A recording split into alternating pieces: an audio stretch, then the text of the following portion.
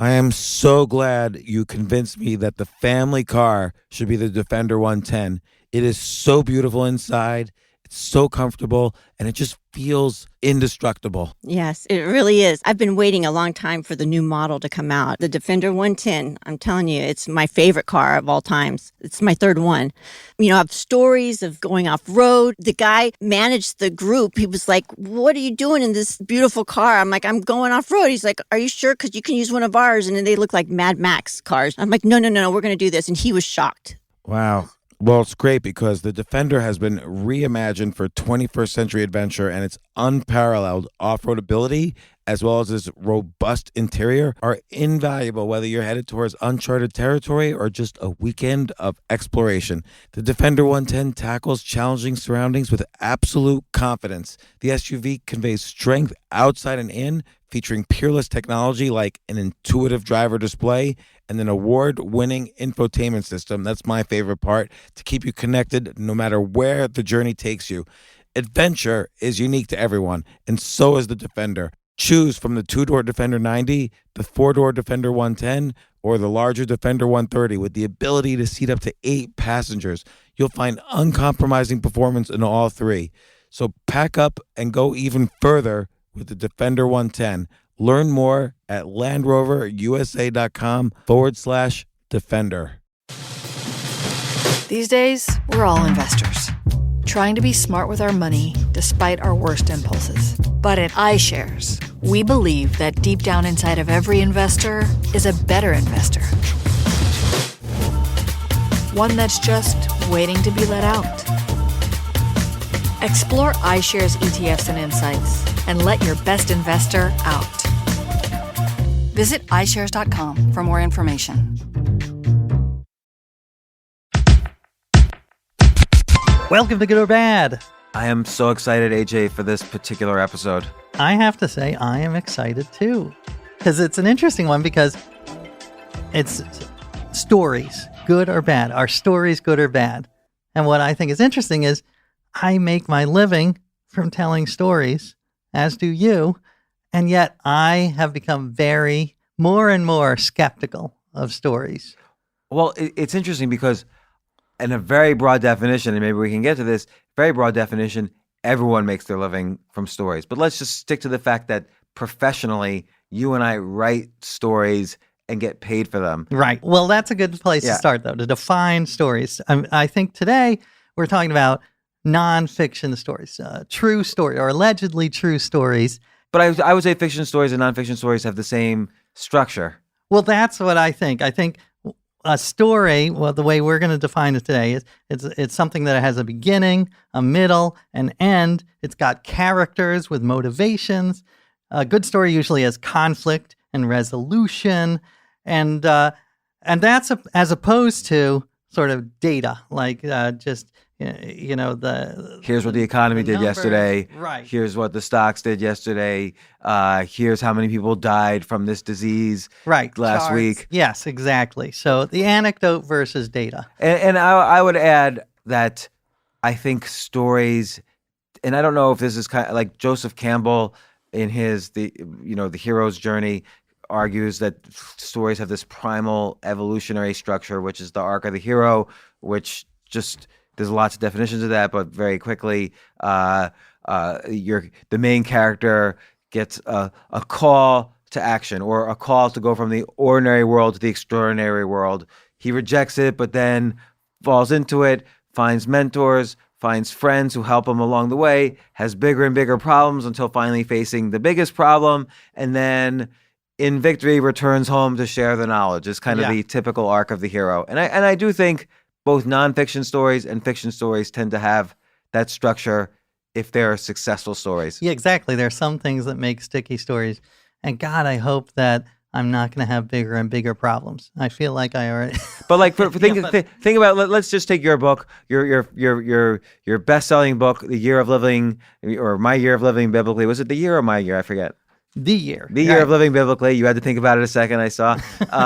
You the arc of the hero applies there. It's a true story about you, and yet you had to make it compelling. So the ordinary world is you, right? Not living the biblical life. Then you took the call to action. Exactly. You went into the extraordinary world. You decided, I'm going to live a year living totally by the rules of the Bible and nothing else.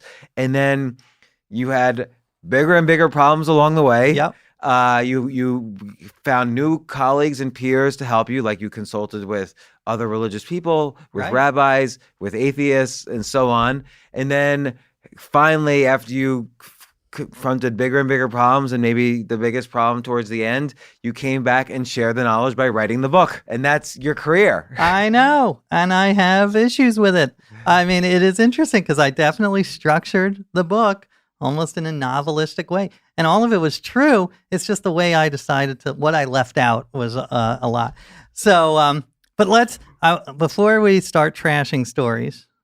Yes, the pros are great. So there's so many pros. So let's go over. Your career is defined by those. My career Yes, is defined by thank the God. pros. Stories are an extremely effective way to get people to act, to inspire them. And the most famous literary agent in New York once said to writers, don't bring me a book about the Holocaust.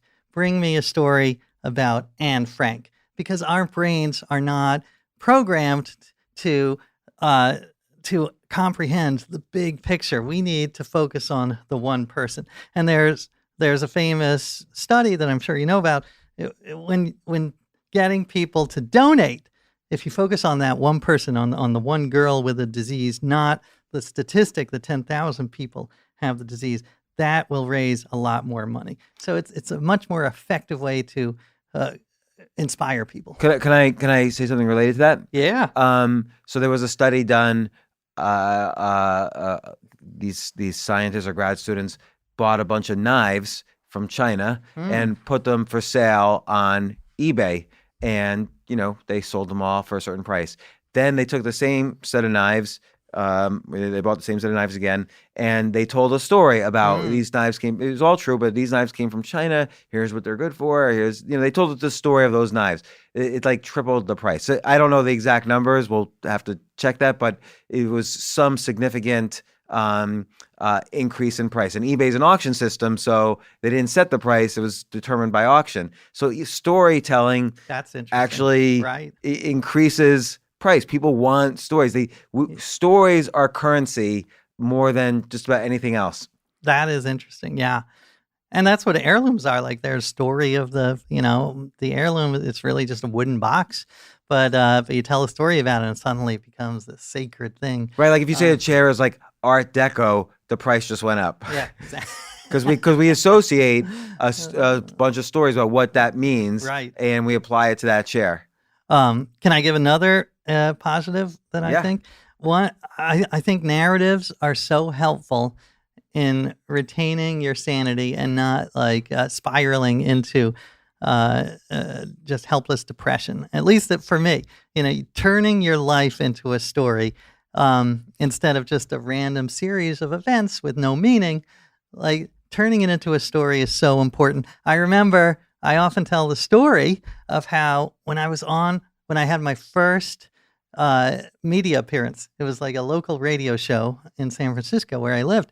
And I was so nervous that I couldn't stop stuttering. So I just went, I, and they had to cut me off after 2 minutes and end the interview. Like, Oh, no. Thank you, that's A.J. Jacobs. And I've turned this tale into sort of a classic narrative. Like, that was the moment I decided I am going to become media savvy and learn how to speak on the radio.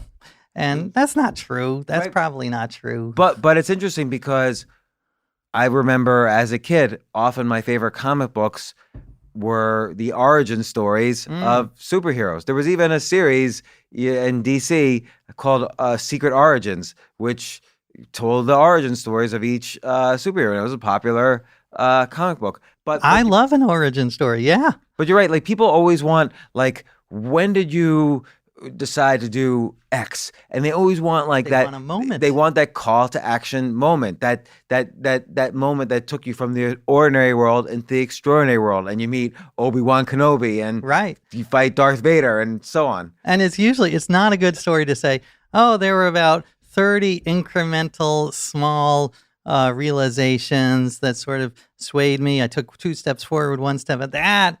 Like I'm already asleep right now. Right. So, but that's the way life works. It is not that there is this one epiphany, but epiphany is a good story. That's what we want to hear. And even if you think about the news every day, like I used to work for, I won't say which news source, but I used to work for a news source, and the editor would gather all the reporters into the conference room every morning and say, okay, what fear or greed story can we tell today? You don't just want to say, stocks went up yesterday. You have to say stocks went down yesterday because of fears. China is going to cut off rare earth minerals, which, fuel $100 trillion worth of our semiconductors or whatever. You have to, stories is what make people, it drives people forward. It drives people to buy things. It drives people to buy newspapers. It drives people to experience their lives. By the way, mentioning, how do you make your life as a story? Have you ever read Donald Miller? You know who Donald Miller is?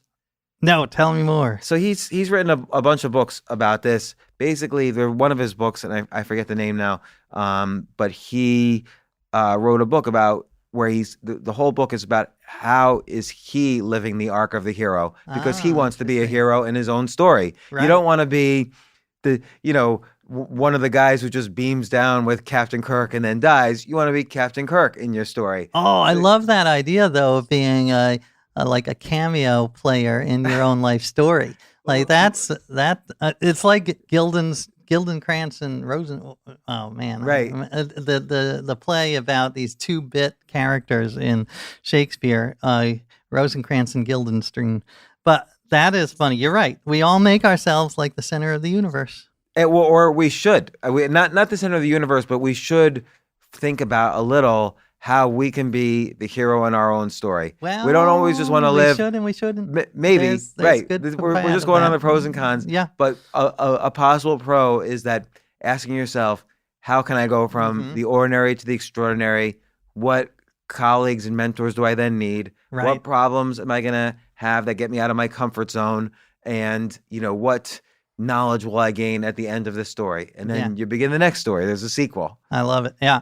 And likewise, it's great for inspiring my kids. Like I tell stories, like I talk about how their great grandfather was born on, he didn't have enough to eat.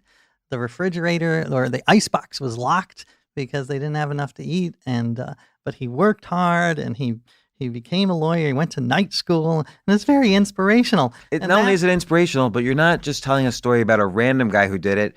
You're telling about their grandfather or their great-grandfather. So it's really part of their story. So that's why they love it so much, is it's their story too. I don't know if they love it, but I keep telling them. But it's certainly more effective than saying the Gini coefficient of the United States is this, and there's a lot of genies in the United States. I didn't know that. No, this is the social mobility.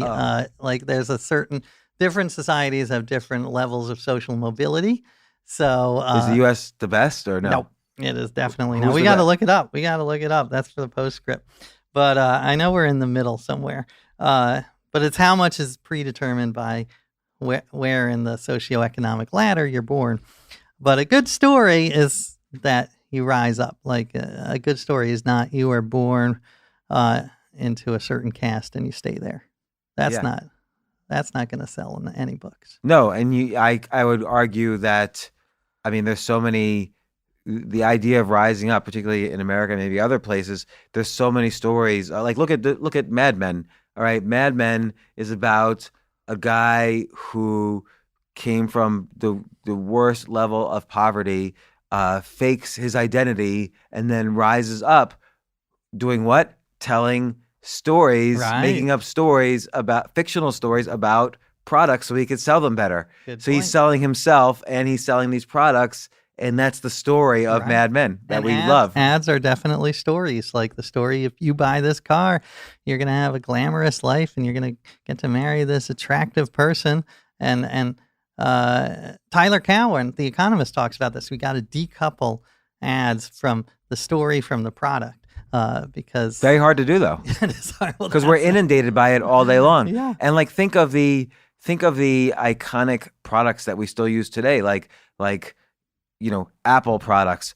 The 1984 commercial aired only once during the Super Bowl of 1984, but it never mentions the product, but it's this guy running through this 1984, George Orwellian like cinema where these guys are robotically repeating the sayings of their leader, and he throws a hammer, our hero throws a hammer, smashing the screen, and it kind of represents that Apple is for the next generation and It's IBM. the revolutionary, right? Yeah. So that story has nothing to do with whether Apple's computers were better than IBM's computers. It has nothing to do at all with anything, but it's the story that ignited us. I know, that is fascinating. And yeah, people love a rebellion story. But we'll get into it. That's not always, some rebels are horrible. Like, you could say that white nationalists are rebels against our society, but that doesn't make them good. But anyway, what other, I'm so excited to talk about the bad that I'm going to stop with the good, but you tell me any other goods. Okay, I think stories have provided very useful functions in society over tens of thousands of years. So it's one way to pass along scary information to children who might not understand in more sophisticated ways. Like, don't, evil demons live across that mountain over there, so never go there or you'll be captured by evil demons. Now, it could be that just some tribe or something else or some tigers were there, but telling a story of these evil demons was kind of a safer and more informative and memorable way for parents or adults in tens of thousands of years ago to pass on information to the next generation. Right. So it's a good way to pass information is through storytelling. If you just say this type of lion lives over there, they might not even remember, or they might not think it's that important. But if you say, if you tell a whole story of, our king was lost when he went into that area, they might remember it better. Right. And the question is, well, that's also fictional stories can be that seems sort of fictional and legend, and those, yes, have some morals that you can impart. Does the good of imparting those morals, can you impart the same moral by telling the truth? And I'm not by telling like a statistic, and you say no, like you can't just say that 12% of children who wander over there are eaten by lions. That's not going to pass the test. It's the same way. It's the same idea as the eBay anecdote I mentioned earlier. If you just give data, like this knife is this many inches long and it's this level of sharpness, that doesn't do it. If you tell the story, where it's from, how it's been used, right, people pay more attention or are actually willing to pay more for it. So people are able to somehow, people value the information more if it comes packaged in a story. And we'll get into the bad, but I just can't resist from just saying the good is that it's so much stickier in a story form, but the bad is the same because you can manipulate, you can focus on the one girl who falls down a well and not on the thousands of kids who die of malaria. So it's so easy to manipulate the data when it's in a story form. Almost everything we're saying is a positive is a negative. And like Right. advertising, which is all story driven, you could argue is 100% a negative in some Right. ways. But I would argue this is a very important thing actually that I think is valuable for stories. It's a way for all of us to experience potentially very dangerous things in a safe environment. So for instance, I could read a mystery novel and I'm experiencing, I can read a mystery novel from the point of view of like the detective, and the detective maybe is constantly beaten up, chased, risking his life, and eventually he comes to some salient point and solves the mystery. So I could, because of the escapist nature of stories, I could sort of inhabit that world in my brain and experience these really intense emotions and experiences almost as if I'm there, but I'm not there because I'm just living that in a story. So I could consume tens of thousands of stories that way. It's almost as if I'm like a vampire soaking up all of these other people's experiences, whether nonfiction or fiction, And that's my way of experiencing their life a little bit without actually having to, while just sitting at home in the comforts of my Right. chair and couch. And the good part of that, I think, is that it increases compassion. Like when you read a book like Dave Eggers' What is the What about a child soldier in Sudan, of course I'm not going to experience that or know exactly what it's like, but I'm going to get a hint, and it might increase my compassion and maybe make me get involved in trying to stop these atrocities. Right. So yeah, it's very effective. Very effective. I would argue even exposing kids to large amounts of stories like that is beneficial, as opposed to kind of you could argue the modern educational system is not like this, but I would say it's we tend to teach for the test. Right. And so we force kids to do lots of memorization of facts, which they then quickly forget, as opposed to I think the best education is story driven, where you do allow kids to see the story of the child in Sudan or aspects of it in history that were particularly painful that we would never want to experience ourselves, but you can experience it to a small extent by reading in a story. Totally. I remember talking about this in my book on reading the encyclopedia, and I ran across this amazing story of this woman named Belle Boyd, who was she was a woman who was from the South, but she became a spy for the North, and she married a guy from the North. It was like a Romeo and Juliet thing, and she got caught and had to move. And it was such a cinematic, exciting story. And I said, if I had learned this in school, I would have been so riveted during classes on the Civil War. So yeah, I agree. It is exciting. It's a way to make history come alive. Yeah, history, and even like a story like Romeo and Juliet, kind of like the classic Shakespeare story is I would not want to experience that story myself, but you wouldn't want to die as a 15-year-old from taking poison? Right, exactly. Mistakenly when your mate is not actually dead?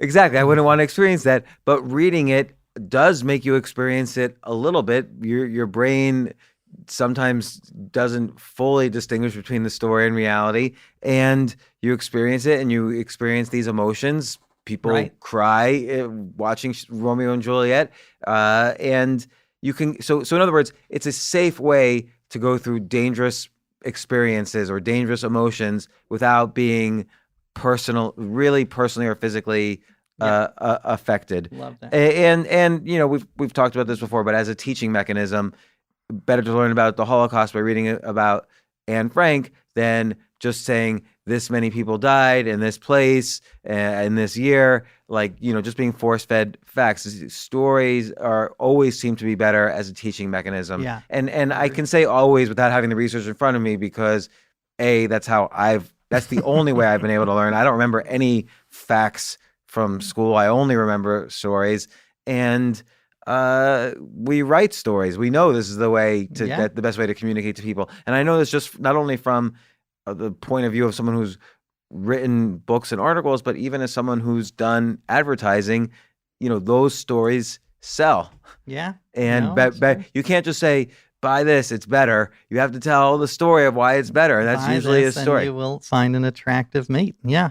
And you look at like Robert Cialdini's book, Influence, where he basically tells the elements of successful persuasion, and a lot of those elements are used in advertising. Mm-hmm. But a lot of that is related to storytelling. Like, you see a story of other people who have tried this product. You see a story of someone famous who's tried this product. By the way, because of this situation that's happening, this product might not be around for that much longer. So all of these are kind of storytelling techniques used in advertising. Yeah. I am so excited to get to the negatives of stories. Is it too early? Well, one more thing. Okay. Stories are a good way to explain very complicated things in a very simple way. So we don't know every detail of the sun and how, when you're a kid, you don't learn there's like this constant nuclear fusion happening in the middle of the sun. You just learn that there's, this huge hot gaseous thing that everything's rotating around, and it's usually told in kind of a story fashion, like, it's 20 billion years old. The sun was born this way, and then the Earth came out of it like this. So very complicated things can be told in a very simple fashion through storytelling. Agree. I mean, is that a good or a bad? Like you said, the stock market. I love that because I actually wrote about this in one of my books. How the news will always find a reason, a very simple reason. Oh, the Dow dropped because Apple reported lower than expected profits. The Dow dropped because the head of the Federal Reserve is taking goiter medication. No, the truth is those are stabs in the dark. The causation is so complex now. There are thousands of factors. So, but yeah, if you... Let me just add that one second, one line. There's when you strip out all of these superfluous stories about the stock market, which JP Morgan did. One time someone asked JP Morgan, what are stocks going to do tomorrow? And he said, stocks will fluctuate. So it's almost, when you actually just tell the truth as opposed to a story, it's so ridiculous in our minds now that it becomes a joke. Yeah, exactly. What's going to happen in the future? Things That's it. Complex things that we cannot predict with our current state of knowledge. Or we can use a story to make a guess. Right. Which has good and bad.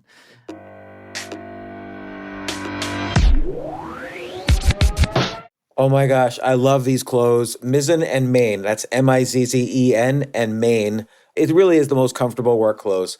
Travel clothes. I had to travel this whole week. I'm traveling for a week and a half, and I just took Mizzen and Main clothes with me.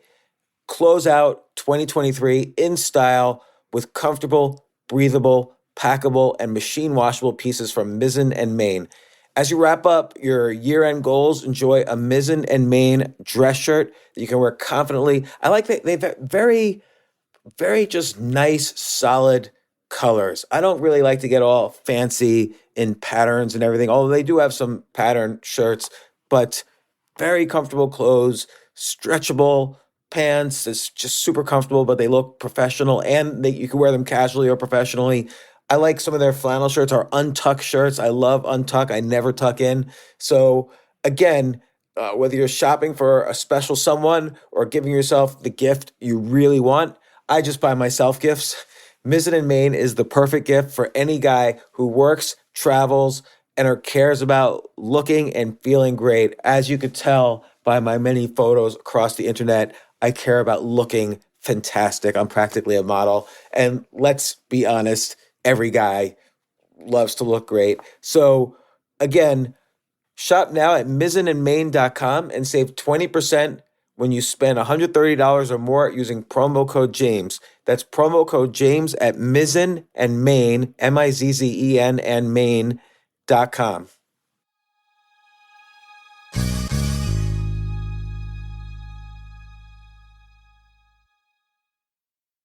You know what I love about fantasy sports is that even though I'm not going to be a great basketball player or a baseball player or a football player or whatever, I feel like I get to participate and make decisions and use my knowledge of these different leagues or these different sports to compete.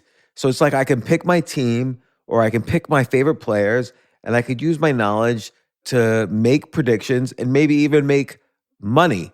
So with the basketball season here, you can now pick combo projections across football and basketball from the Specials League on Prize Picks. This is a league created specifically for combo projections that include two or more players from different sports or leagues. Want to play alongside some of Prize Picks' favorite players like rapper Meek Mill and comedian Andrew Schultz, who's also been a guest on this podcast, and I've been a guest on his? You can now find community plays under the promos tab of the app to view entries for some of the biggest names in the Prize Picks community each week. Look, Prize Picks even offers a reboot policy so that your entries stay in play even if one of your players gets injured. For football and basketball games, if you have a player who exits the game in the first half and does not return in the second, that player is rebooted. Prize Picks is the only daily fantasy sports platform with an injury insurance policy. What? So, I love playing it. I love anywhere where I can use analytical ability with my interests to demonstrate some skill and maybe make some money, and I like the game-like aspect. I do wish they had chess as a category on prizepicks.com, but I'll settle for what they've got. Maybe I should make my own fantasy chess league. But in any case, I love Prize Picks. Go to prizepicks.com/James. Use code James for a first deposit match up to $100. That's the easiest $100 you're ever going to make. So that's prizepicks.com/James and use code James. Daily fantasy sports made easy.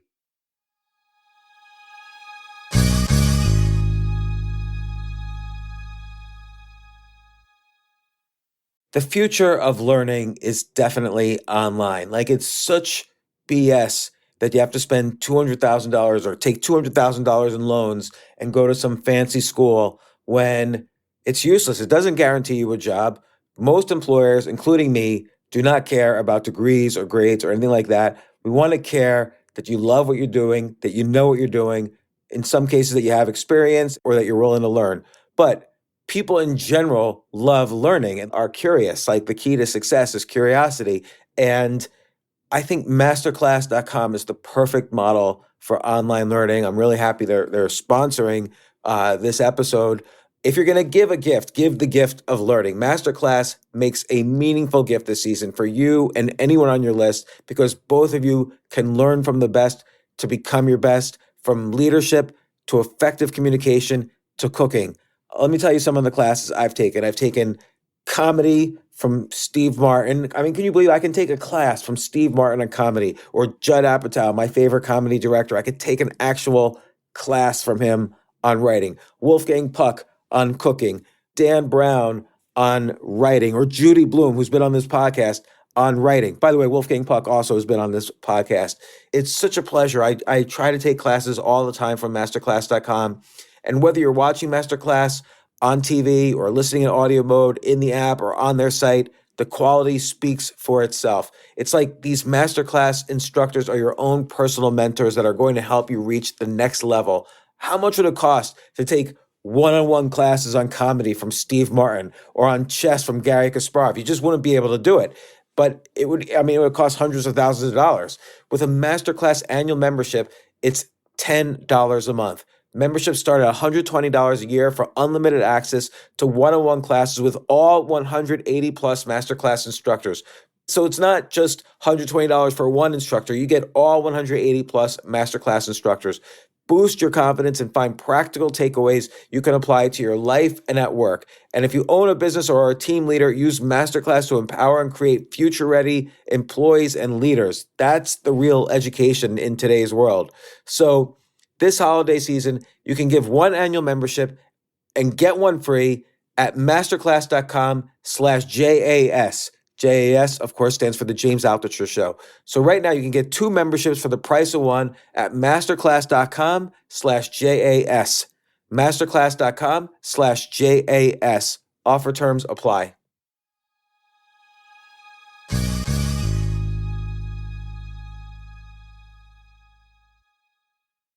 Let's start trashing stories, the foundation of all civilization. Let's just destroy it. But you know what? I think we should give. Why is it important to understand the negative? Because stories aren't going away, and stories are how society survives. Because as Yuval Harari points out in *Sapiens*, even the notion of being an American or being British or being, Chinese, that's a story. Yeah. National boundaries are stories. We make that up. It's not science. Science didn't come down and say, this is China. Right. Don't go over this line or you're Chinese. Yeah, there's nothing objective in the world in that series. So we're not getting rid of stories. No, I think that we'll never get rid. They're always going to be here. But being skeptical of certain types of stories is very important. And being able to align stories better with the true data, that's also extremely important. So we'll get into what that means. But essentially, one of the big problems with stories is what they call the narrative fallacy, what psychologists call. And one of my favorite websites, you ever go on Less Wrong? Less Wrong? No. It's awesome. I'm going to check that out. It's like a super pro-rationality. And I love it because it's less wrong. We're never going to be fully right, but we can be less wrong. So they define the narrative fallacy as our tendency to turn everything we see into a story, a linear chain of cause and effect with a beginning and an end. Obviously, the real world is not like this. Events are complex and interrelated.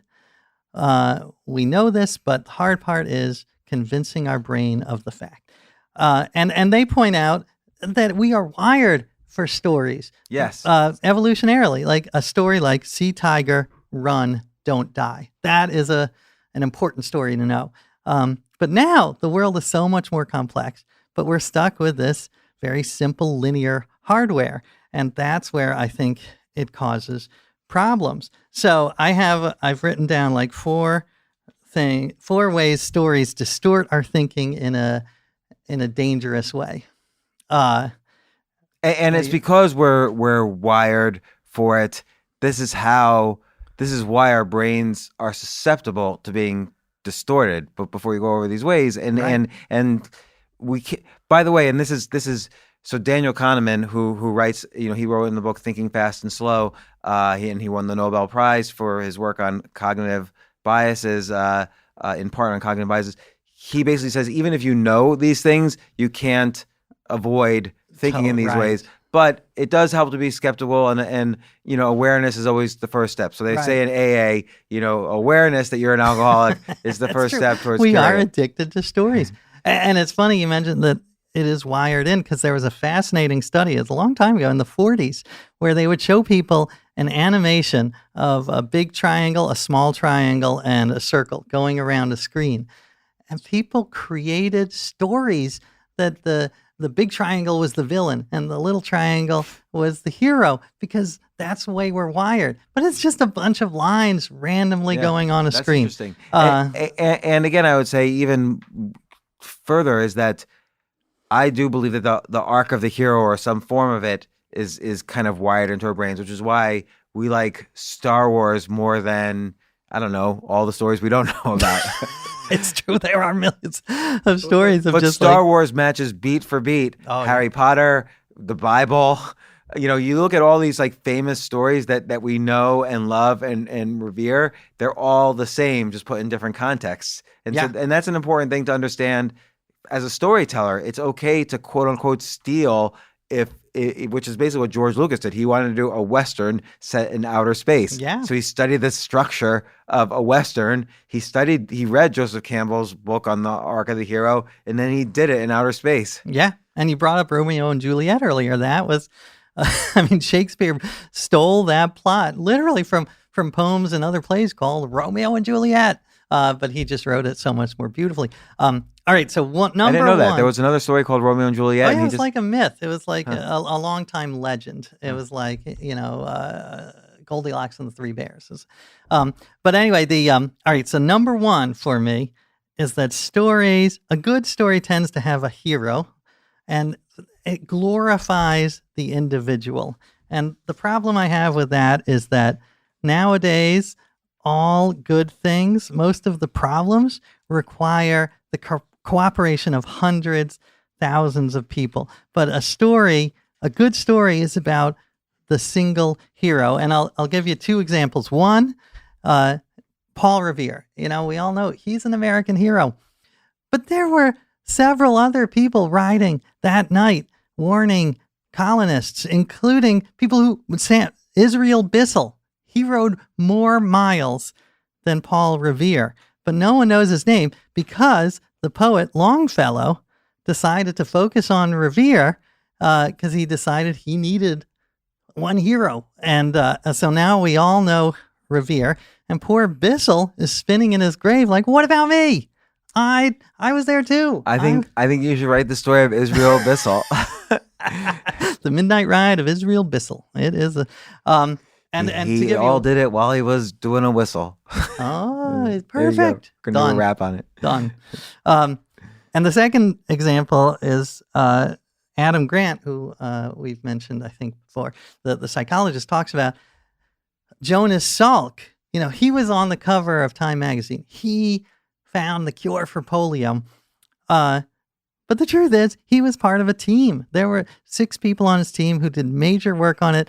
He couldn't have done it without other scientists who figured out how to grow polio in the test tubes so that you could work on the vaccine. But it's not interesting. It's not a good story to have, 14, 28 people on the cover of Time and then a list of names in the Time magazine article. That is not a good story. And that causes two problems in real life. First of all, the other scientists were pissed. Understandably, they were like, what about me? Secondly, I think it has a bad moral for our kids, like this idea of the lone hero scientist who makes the discovery. Like, I'm not going to cooperate with these people. I'm going to go out. I'm a maverick on my own. But really, science, the best science, needs to be cooperative. I think that's such an interesting point because it happens in science, it happens in business, it happens in sports. Yes. Like a football team wins, and you might say, "Oh, thank God for this player. That's why we won the Super Bowl." But actually, that player by himself wouldn't have won, and with a different team, they probably wouldn't have won. So team efforts really are team efforts. But again, we are wired to focus on the individual, and even as a writer, we tend to focus on the individual. That's why Longfellow he didn't tell this interweaving narrative of 6 different writers. He told Paul Revere's story. That was the hero. You need a hero. And Jonas Salk is a great example. There's a whole team of people. I think almost every, even like Einstein, there were other people who were working on the theory of relativity, but Einstein had this look and this charisma that propelled him into first place in terms of the public's eye. And so how do you avoid like what is the bias? Like the bias is the receiver of the story is not getting all the correct information. And like you said, my kids might think, oh, I better be a lone wolf on this because that's how you succeed. Everyone else is stupid. I'm going to succeed. And so that might give a different sense of what success is. Right. And my heart does go out to all those who were part of history, but are just totally forgotten, like Elisha Gray. Do you know that name? No. He filed for the telephone patent like several hours after Alexander Graham Bell. If he had just done his like errands in the morning, in the afternoon. If he didn't make his bed, he would have. Oh, if he didn't make his bed, that's right. But anyway, yeah. Oh, so, you know another one? Marcia Lucas. So when we think of Star Wars, we think of George Lucas, but Marcia Lucas actually did much of the writing. Who's that? His wife? His wife. At the time, it was his wife. She did much of the writing. She did much of the dialogue. She did much of the character development. And you have to ask, who's that? Even though I say her last name's Lucas. Right. So that is.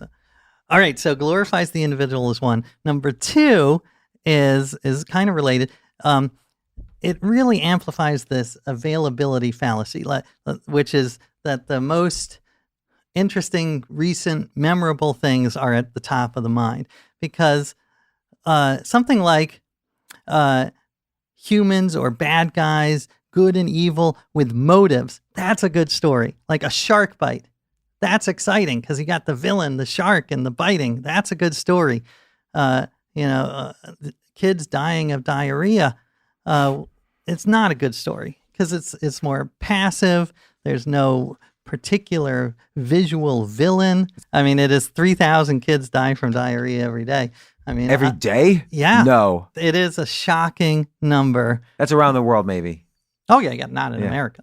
But it is unfortunately a huge problem, but overlooked because it's more passive, it's more accidental. Like we focus on the one person a year who is in America killed by shark. Actually, it's a half person because it's once every 2 years. And by the way, sharks don't usually. Sharks will bite, but they apparently don't like the taste of humans. Oh, I didn't know human that. flesh. So they'll spit it out? They don't eat the whole human. So the human dies from the one bite and then blood coming out. But if you save the sharks will leave. If you save the person could live but be missing an arm or a leg or whatever, which is typically what happens. Right, which also makes a great story. Yes, Like, and particularly if it's like a professional surfer, Yes. young girl. We all know that that was person, exciting, but yeah. we never hear about the kid with diarrhea, like you say. Right. Or accidents. You don't hear about the latest statistic I read was 100,000 people die of preventable infections in the hospital because doctors don't wash their hands enough. So this is not a good story. It's not, because there's no clear villain, and it happens over time as opposed to one exciting moment. So yeah, to me, it focuses our attention on a certain type of tragedy. And you could say this is the newspaper's fault. Why are they over-reporting one thing and not reporting another? But you can't blame them really, because they've got to stay in business, and this is what sells. So they're paid to write stories about sharks. You could argue it that way. People think newspapers are paid to write about the news. That's not true. They're paid to write stories about sharks versus diarrhea. Well, that is such an interesting meta point, because it's not like journalists are the villains. It's just that there's this impersonal system that's set up with incentives that are bad for the world, where if they write about sharks, they're going to make more money and stay in business. And you know Shankar Vedantam, he hosts Hidden Brain on NPR. No. Lovely. I So love wait, that what show. was what was one? LessWrong.com and now Hidden Brain. Yeah, both I highly recommend. And he says nations tend to focus far more time and money on tragedies caused by human actions instead of tragedies that cause the greatest amount of suffering. And those are not always the same. So something that might cause a huge amount of suffering is just that, the diseases like intestinal worms, as opposed to terrorism, which is a great story, like evil, horrible people doing something in a very visual, fast moment way. That's a good story. Right, but also there's a positive to that as well, because if something's an accident, it's hard to understand, what do we do about this? What are the root causes? Is it just because this person was clumsy and then died? And as it like take the explosion of the Challenger space shuttle. Mm-hmm. So the cause was it exploded, some O-rings, whatever. But there is a story when you dig down, which is that there was human management error, and there was a story of making deadlines on time, and Reagan might cut the budget of the space shuttle, and so human stories, kind of digging for those stories, does sometimes illuminate the root causes of an accident. Well, that's an interesting. I'm fascinated with this, because I do think some accidents are totally random. You can't control, like earthquakes. That's pretty hard to control for. But there are some accidents, so-called accidents, that are really just systems gone awry, and that humans can change those systems. And there was a fascinating New Yorker article about Chernobyl, the TV series, which was that the series distorted the story of Chernobyl by giving him evil people in the Soviet Union who were making these horrible decisions that cost people lives. But really, this writer argued, it was more a system that was built up, a bureaucracy.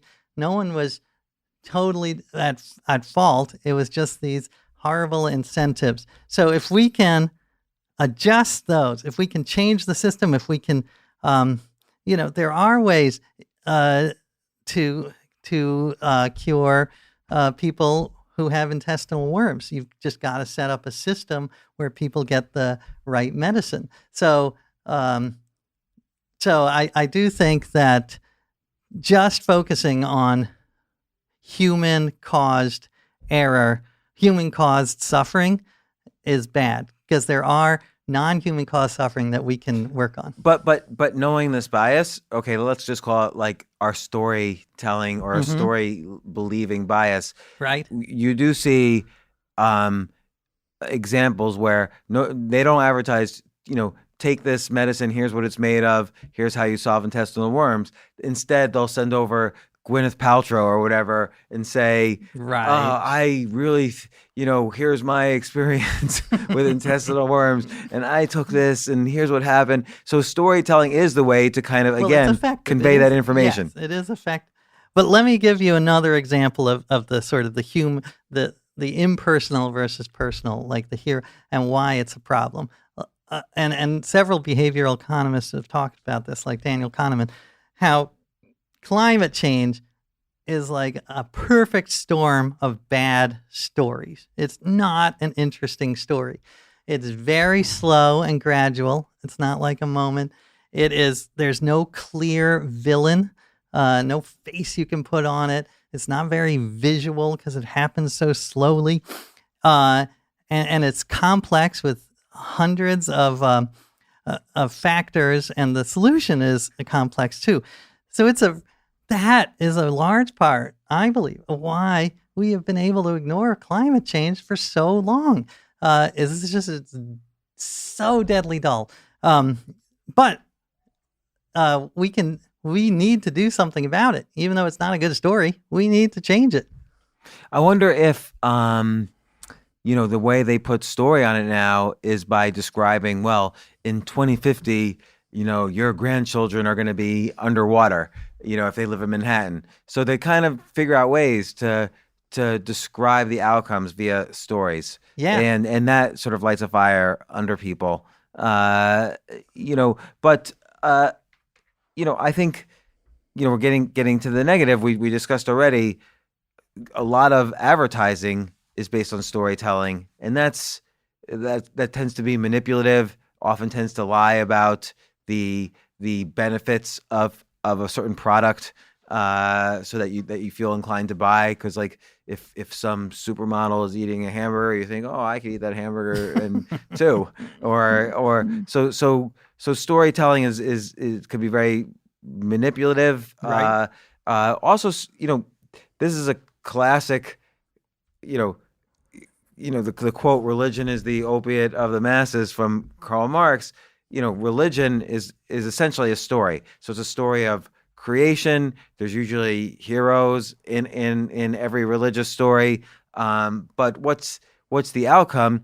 It's usually to create a set of rules that the ruling class wants the masses to follow. So a classic example is India, where the stories of the religion have while there's many upsides to those stories, there's also downsides. Like the caste system is horrible, or was horrible for thousands of years in India, and still sort of exists in a different form.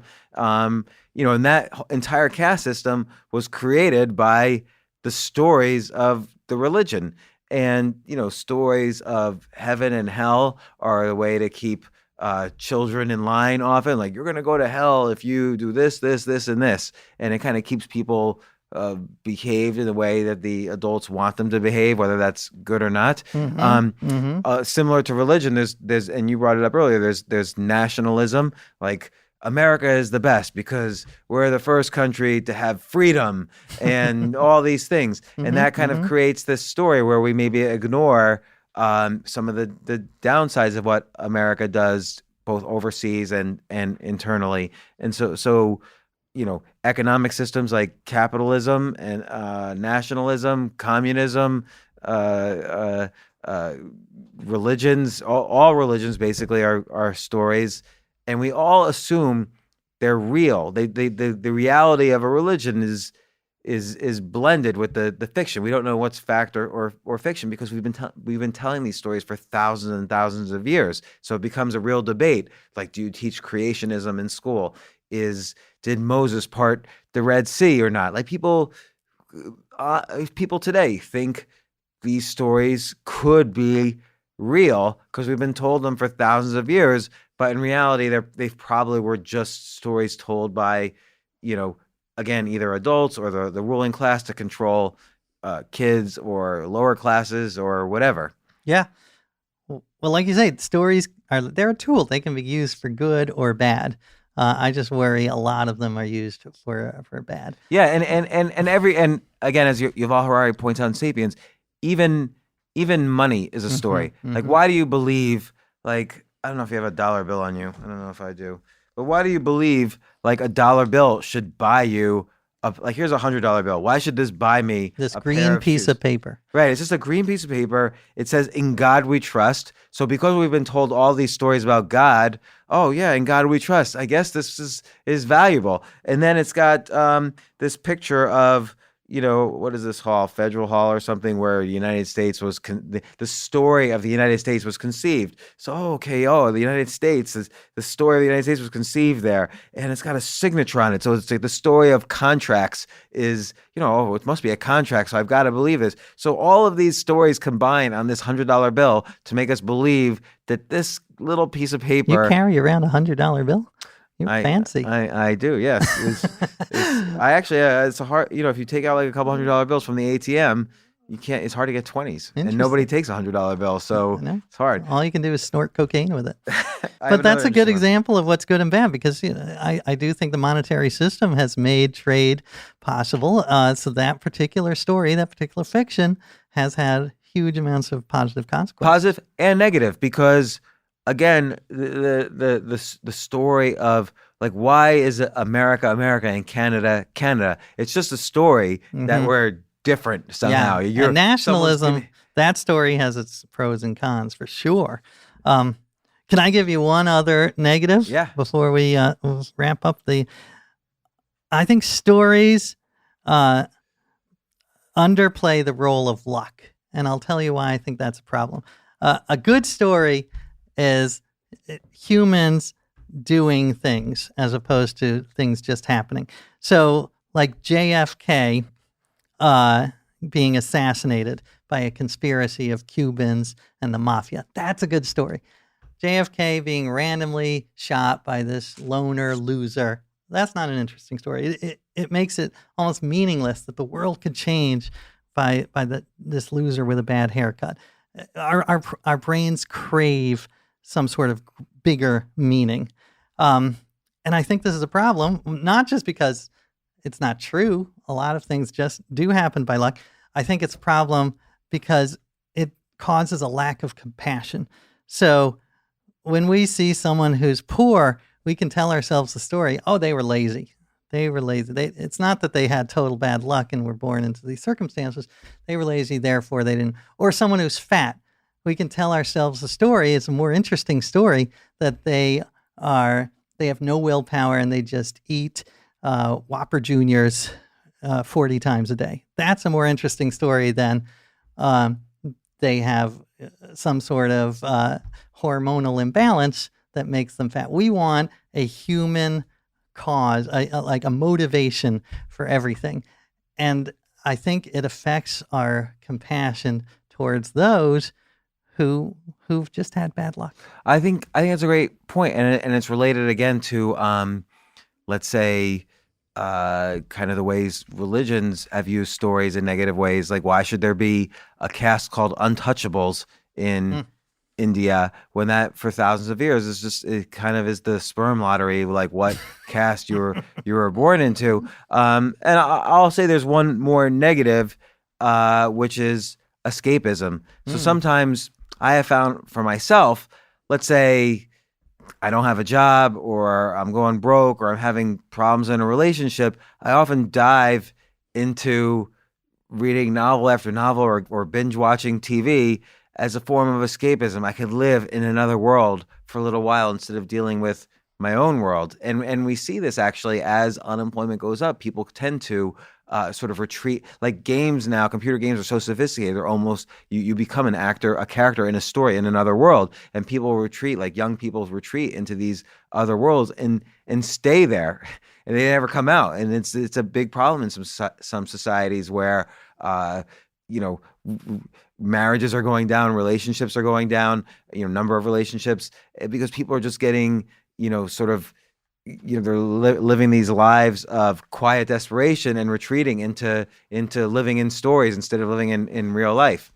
Now, right. all this said, I do think we can't avoid stories. Like you said, we're wired for it. So I think the critical thing is to study the structure of a story and question whether it's important to be the hero of your own story, and also to understand how you can communicate better by mastering the art of storytelling. I don't think anyone can be hurt by getting to be a better storyteller, since that's really how all communication happens. I know for me, from 2000 to 2009, I used to write about stocks for all sorts of places. Right. So and I was good at it. Like I'd write the story of a stock instead of just saying this stock makes this money, so it should be worth this. I would say, here's how it started. Here's the scientists involved. Here's what their backgrounds were. I would tell the story, and that would do well.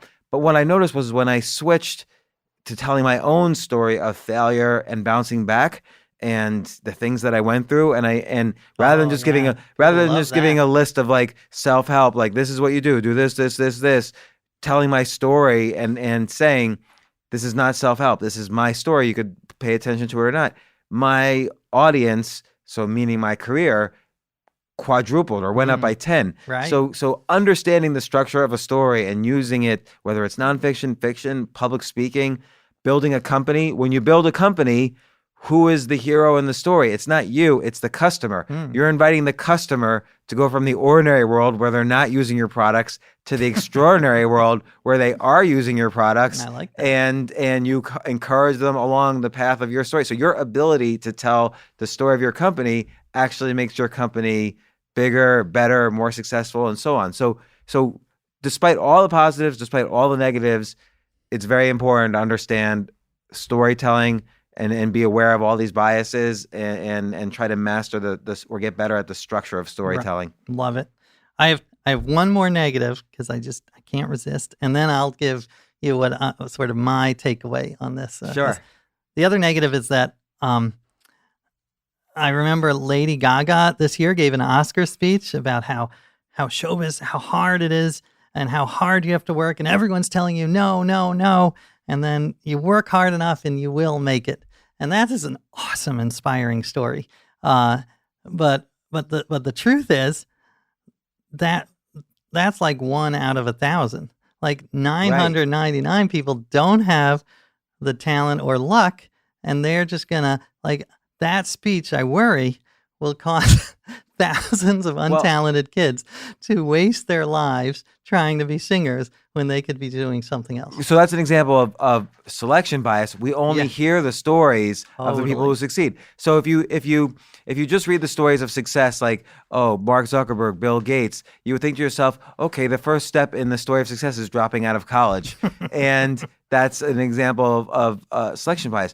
But I would say your story inspires me. So for you don't, when you write a book like It's All Relative, or you wrote your book about gratitude, you don't just list a bunch of facts about why gratitude is good or how we're all related.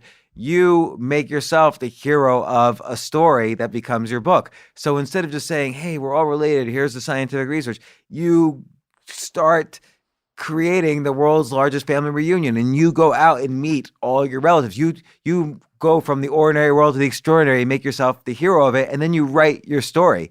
And you don't just, when you write about the encyclopedia, or you wrote the book The Know-It-All, where you were about the Encyclopedia Britannica, it's not just of all these weird things in Encyclopedia Britannica. You read the Encyclopedia Britannica from A to Z. You jumped into the extraordinary world, did something that nobody else would do, and then you wrote the story of that and all that you encountered along the way. So you have successfully built your career around mastering the arc of the hero, the art of storytelling. Well, bless you, right back at you. And yes, I'm very thankful for stories, because again, I wouldn't have a career without it. But you just have to, your point is you have to be aware of very strongly aware of the biases. Be aware of the biases, think more probabilistically. And here's, I guess, the big takeaway from me is try to make sure that your stories align better with the reality, with statistics. Because Brene Brown, she talks about how stories are the flesh that flesh out the skeleton that is data. But the problem with that is sometimes it's very lopsided. Like you could only have the elbow because that's the interesting flesh, like, or whatever so what we were talking about, the girl down the well, is a very interesting story. But it doesn't represent the vast majority of reality. So try to tell stories that are statistically more common. Try to align your stories. So tell the story of these kids who die of terrible diseases, as opposed to focusing on, the 1 or 2 kids who are attacked by a giant squid or whatever. Or at least don't be afraid to go into the ocean because you think you're going to automatically be bitten by a shark. Exactly. Like be aware of these biases. Don't be manipulated. And the agendas of everybody telling you a story. Right. What's the story of those agendas you have to be aware of too? Yeah.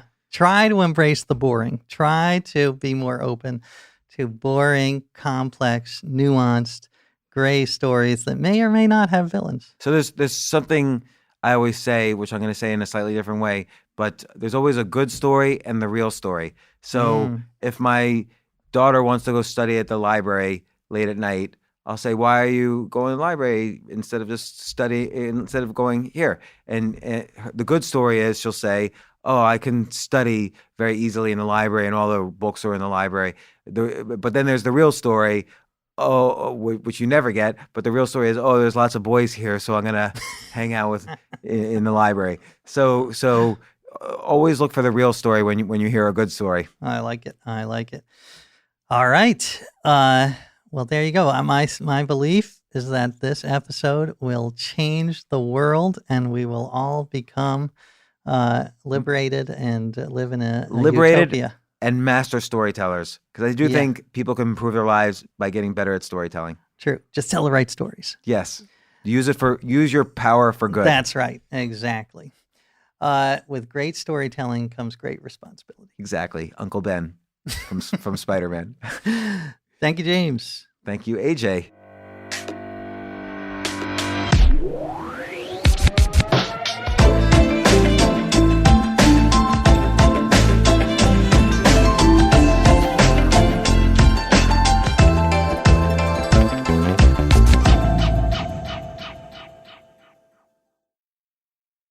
Why do you wear those white coats? Why do you listen to my heart? Why do you get here so early? Why are you working on your birthday? Why are you building a new hospital? Why do you have all these machines? Why do you have toys in your office? Why do you care? Why? At Children's Healthcare of Atlanta, we have the same answer for every why, because nothing matters more than kids. Give today at choa.org/donate.